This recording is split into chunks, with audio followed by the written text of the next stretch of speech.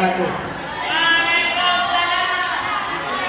saya hormati Dewan Hakim serta hadirin yang telah memberikan kesempatan kepada saya.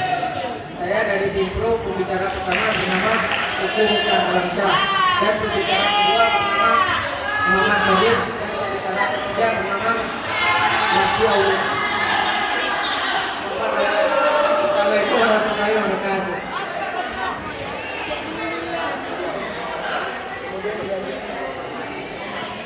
Dilanjutkan dengan Cekbosra.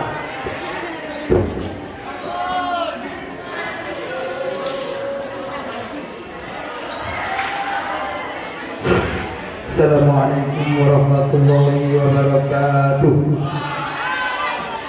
Yang terhormat Dewan Hakim dan para hadirin, sebelum kami memaparkan argumen kami ingin memperkenalkan nama. Saya Muhammad Ofa sebagai pembicara pertama. Di samping saya Muhammad Faiza sebagai pembicara kedua, dan di sampingnya lagi Arif Kurniawan sebagai pembicara ketiga. Kami selaku tim kontra pada debat kali ini utusan dari kelas Abun Fadwani. Wassalamualaikum warahmatullahi wabarakatuh.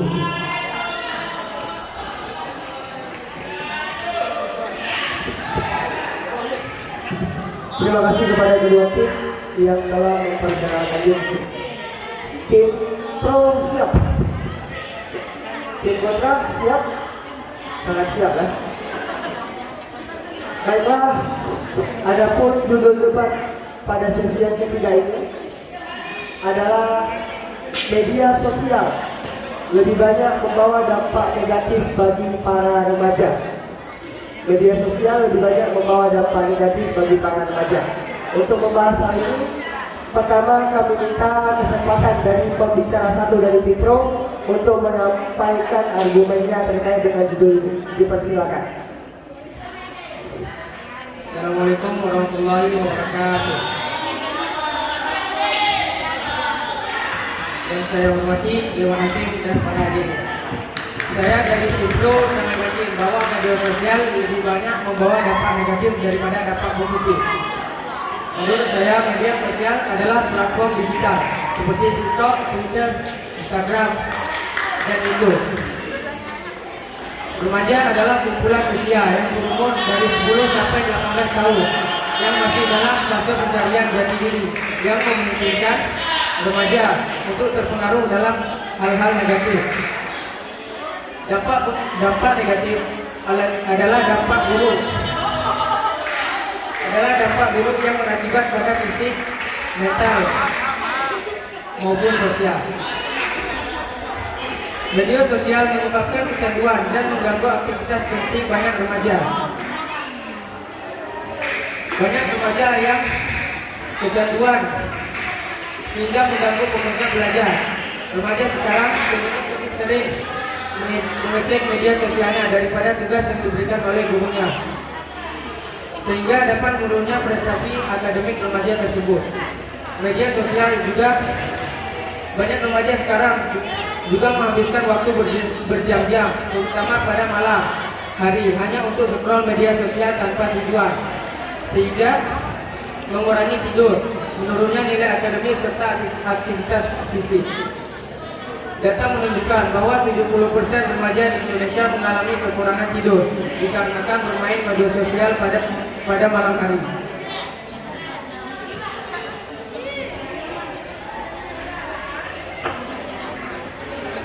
Dan tidak banyak pula kasus cyberbullying, perundungan daring, serta perundungan online yang sangat tinggi, yang mengakibatkan remaja bisa dihina, dipermalukan, bahkan dilecehkan secara publik, sehingga banyak mengalami trauma psikologis, depresi, stres, bahkan ada yang ingin bunuh diri. Studi internasional penelitian Centang mengatakan bahwa 2000 remaja menunjukkan sekitar 58% mengungkapkan pengalaman negatifnya yang ada di media sosial, seperti perbandingan, bullying, dan tekanan sosial.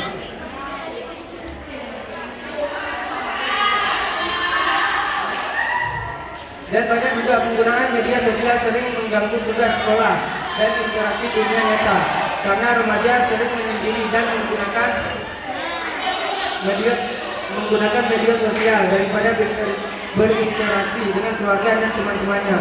Faktor inilah yang menyebabkan remaja mengalami bullying sehingga membuat remaja untuk malas sekolah. Meskipun terhubung secara virtual, tetapi remaja bisa mengalami kesepian dan isolasi dari dunia nyata.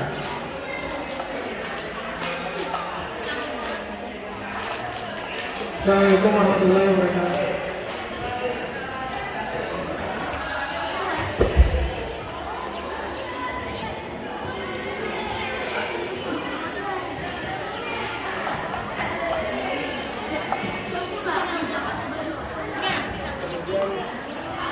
Terima kasih kepada pembicara satu dari tim Pro. Kemudian dilanjutkan dengan pembicara satu dari tim kontra untuk memberikan bantahan serta menyampaikan argumentasinya. Cepat silakan.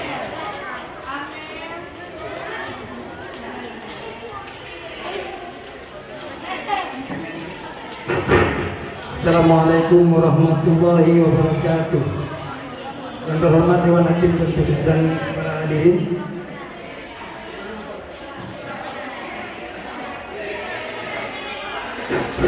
Sebelum kami memberi argumen kami, terlebih dahulu kami memberi bantahan terhadap saudara Timso tadi. Bahwasannya yang dikatakan oleh Timso tadi ini sangat tidak tepat, tidak cermat. Dikarenakan menurut pandang kami sebagai tim kontra, bahwasan segi banyak dampak negatif dan ketimbangkan dampak positif untuk remaja. Ini dikarenakan yang pertama faktornya kurangnya pengawasan orang tua. Kenapa? Orang tua bisa lebih mendalami untuk mendampingi anaknya dengan secara sehat. Karena dari data APRG 2022 melaporkan 93% remaja Indonesia yang mengakses internet tanpa ada pendampingan dari orang tua. Dan media sosial ini remaja bukan hanya menjadi korban, akan tetapi mereka bisa menjadi pelaku untuk mengubah dari dampak positif, dari dampak negatif hingga ke positif. Dan lagi banyaknya media sosial ini yang tersebarnya cyberbullying hingga desviasi. Ini dikarenakan kurangnya pengawasan dari orang tua dan sekolah juga. Banyaknya remaja media sosial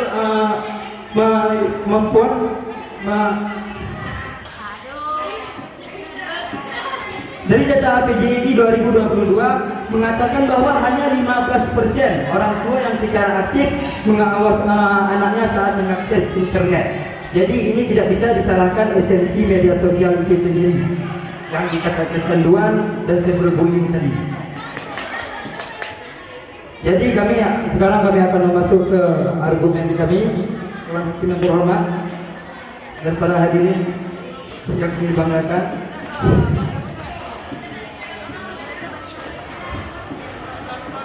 Menurut sudut pandang tim kontra, media sosial merupakan alat komunikasi yang netral.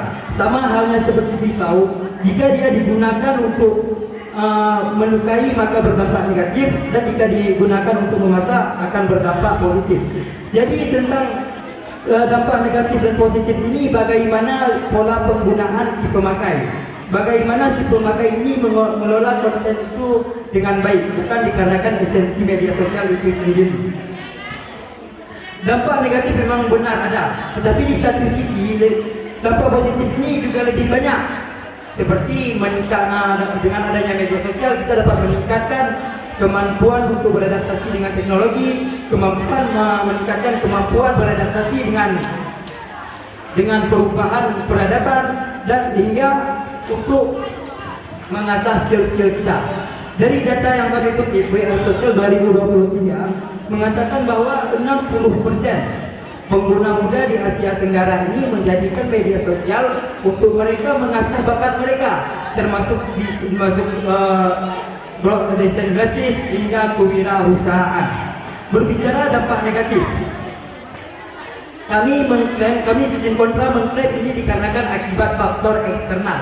Salah satunya dikarenakan literasi digital yang sangat-sangat rendah. Sangat rendah.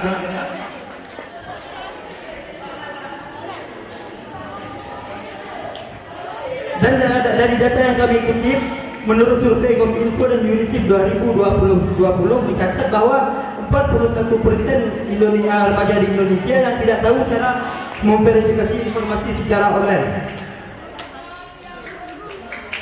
Informasi secara online. Dan rendahnya literasi digital menjadi akar permasalahan.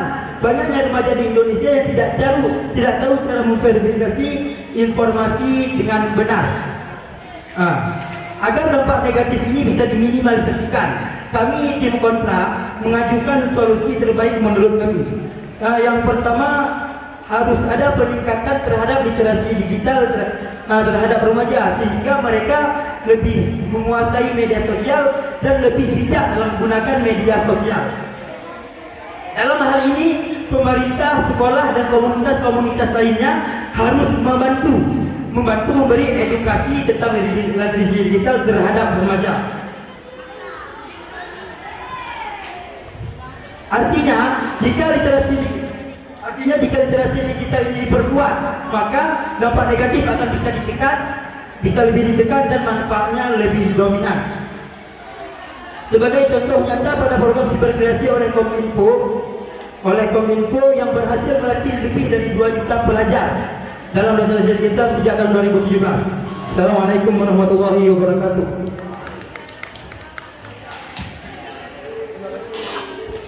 Terima kasih yang ucapkan kepada pembicara satu dari tim kontra.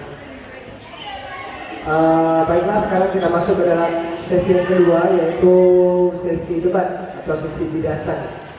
Dimulai dari pembicara 2 dari tim pro. Dipersilakan.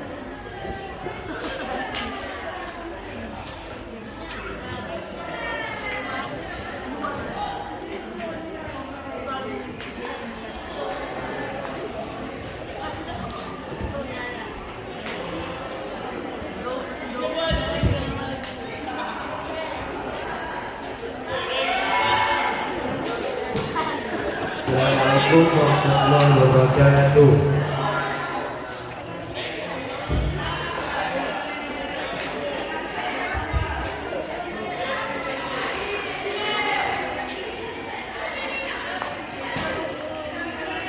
Yang terhormat Dewan Hakim dan pada hari ini, penggunaan yang berlebihan dapat menyebabkan ketergantungan, mana pengguna merasa cemas jika tidak mengakses media sosial.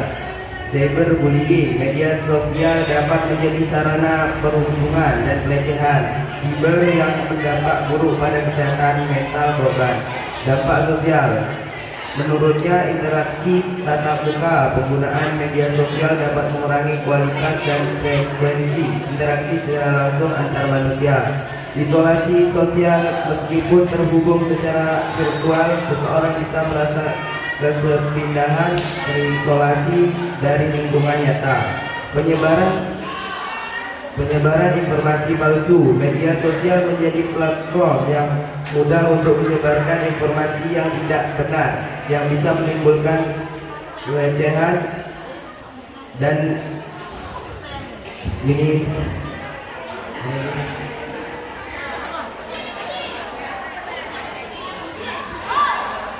penggunaan mungkin tidak menyadari dampak jangka panjang dari berbagai informasi pribadi yang bisa mengancam privasi dan keamanan.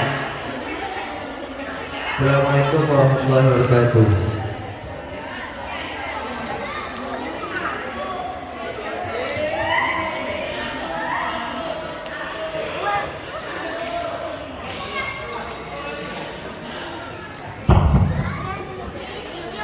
Terima kasih kepada pembicara 2 dari tim pro. Kemudian dilanjutkan dengan pembicara 2 dari tim kontra. Dipersilakan.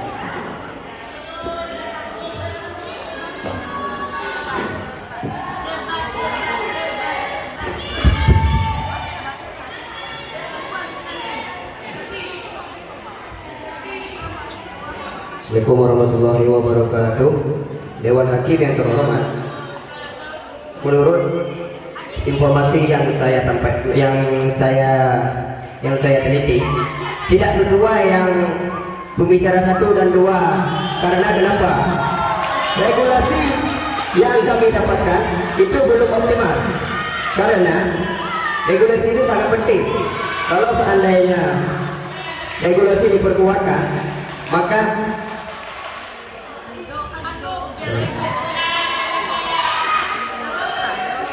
maka media sosial ini akan berdampak positif dan tidak ada yang namanya depresi, butir, dan selain-lainnya, dan tidak ada penyakit psikologi terhadap remaja zaman sekarang.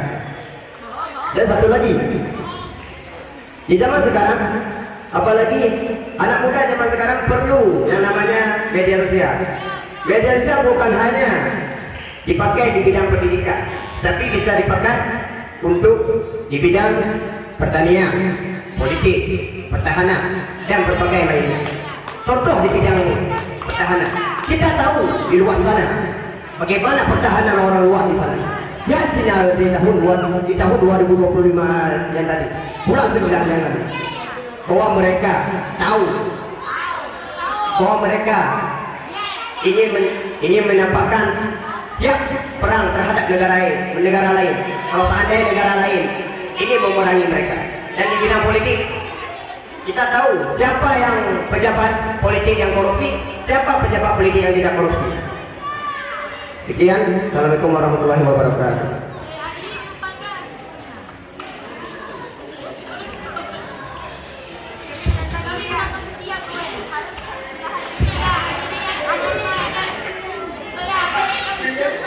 Banyak kali sisa waktu kan.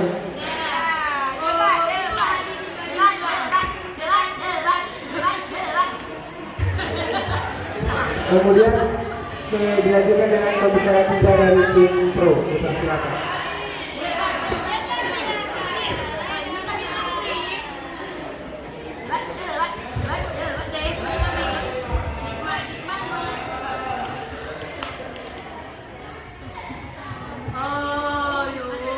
Assalamualaikum warahmatullahi wabarakatuh.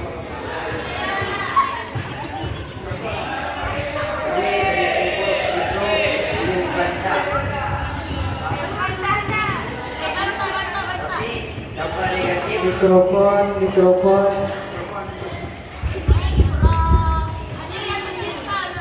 Tapi dampak negatif ditimbulkan dikarenakan kurangnya regulasi bagi orang tua.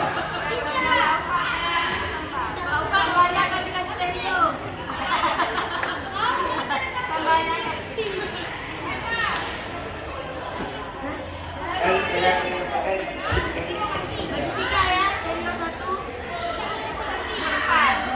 paparan konten negatif dan tidak sesuai usia. Paparan konten negatif dan tidak sesuai usia di media sosial kemudian anak muda terpapar konten kekerasan, hoax, dan ujaran kebencian. Karena pintas atau pimpinan konten seperti ini akan merusak moral dan perilaku remaja.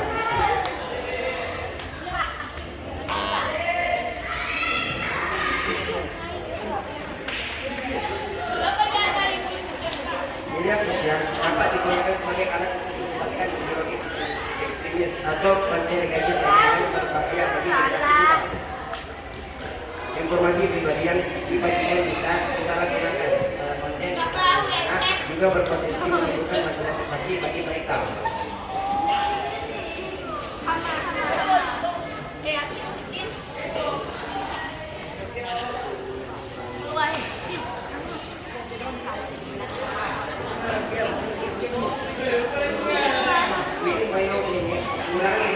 Lebih dari beberapa kali dalam sehari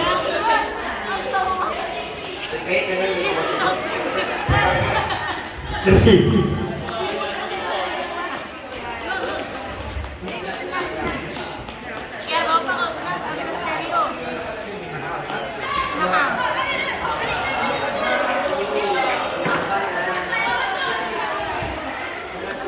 kurangnya dukungan lingkungan jika sekolah keluarga teman berbahaya tidak memahami. Jika remaja mengalami efek negatif, maka dampaknya bisa besar.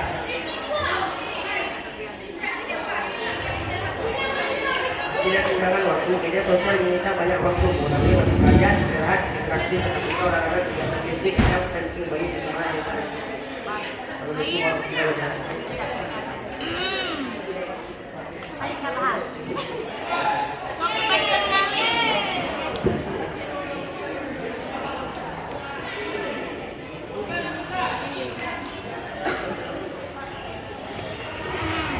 Terima kasih kepada pembicara kita dari tim pro dan kemudian pembicara dari tim pro. Assalamualaikum warahmatullahi wabarakatuh. Saya dari tim kontra selaku pembicara ketiga ingin membantah tentang media sosial ini akibatnya karena platform yang seperti tim bicara 2, tim pro mengatakan. Menurut data yang kami kutip, studi Pew Research Center menunjukkan 2022 menunjukkan 80% remaja ini merasa terbantu dengan adanya media sosial. Mereka bisa menghubungi teman-teman mereka, dan hanya sementara 32% merasa terbebani secara emosional. Jadi media sosial ini tidak bisa dianggap sebagai pembawa dampak negatif. Akan tetapi remaja terutama yang ada di Indonesia ini, mereka bisa dengan adanya media sosial mereka bisa membangun usaha-usaha kecil seperti menjual baju-baju di Instagram atau TikTok Shop. Jadi media sosial ini tidak salah, akan tetapi literasi digital belum merata. Assalamualaikum warahmatullahi wabarakatuh.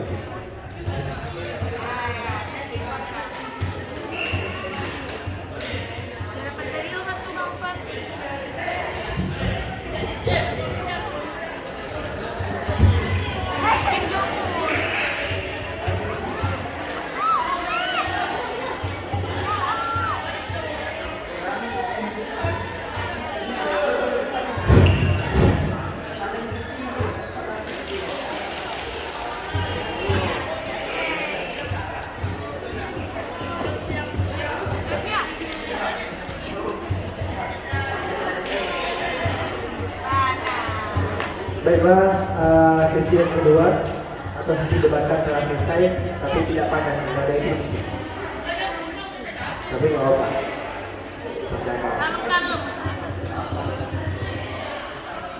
Kemudian sekarang masuk dalam sesi yang ketiga, yaitu closing statement atau pembicara penutup. Kepada perwakilan dari masing-masing tim, selain daripada pembicara tiga, dipersilakan dimulai dari tim kontra terlebih dahulu.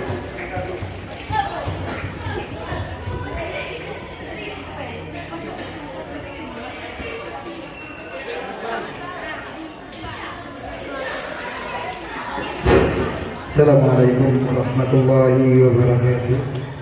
Jadi di closing argumen ini kami sebagai tim kontra menegaskan sekali lagi, melihat jalan debat yang sangat singkat ini sebenarnya tidak ada kesimpulan, tapi kami menegaskan bahwa media sosial ini bukan sumber masalah bagi remaja.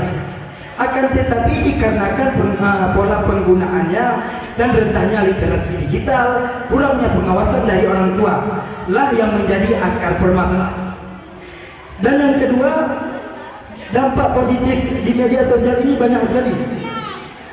Seperti kita dapat mengakses pengetahuan dari luar, berpeluang berbisnis, dan hingga komunikasi global. Jauh lebih besar bila dimanfaatkan dengan benar. Oleh karena itu, bahwasannya yang diklaim oleh tim pro tadi, tim pro mengatakan dampak negatif ini lebih banyak untuk remaja. Akan tetapi ini tidak sepenuhnya benar. Justru media sosial ini merupakan alat yang penting untuk membangun generasi muda remaja yang berkreatif, berdaya saing, dan siap menghadapi era digital. Jadi kesimpulannya dari debat kali ini, kami tidak setuju dengan mosi pada hari ini, karena tim pro tadi langsung mencap media sosial ini salah. Tapi menurut hebat kami tim kontra itu tidak benar. Banyaknya dampak positif yang masih mereka bertiga terabaikan. Seperti dampak positif yang terabaikan, media sosial. Wassalamualaikum warahmatullahi wabarakatuh. Terima kasih kepada pembicara kesimpulan dari tim Kontra. Lupa ya, pembicara kesimpulan lupa ada 20 detik lagi. Makanya baca tulis. Kemudian itu tutup. Kemudian terakhir kami minta kepada perwakilan dari tim pro untuk menyampaikan kesimpulan terhadap judul debat pada hari ini. Dipersilakan.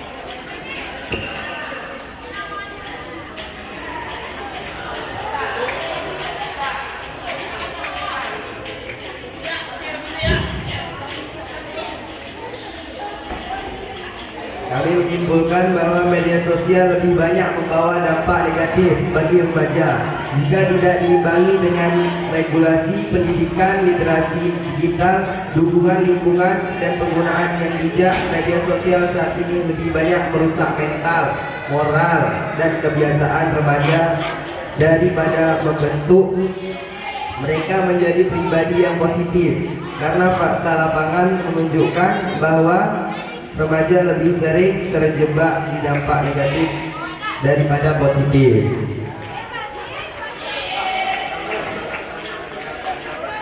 Assalamualaikum warahmatullahi wabarakatuh.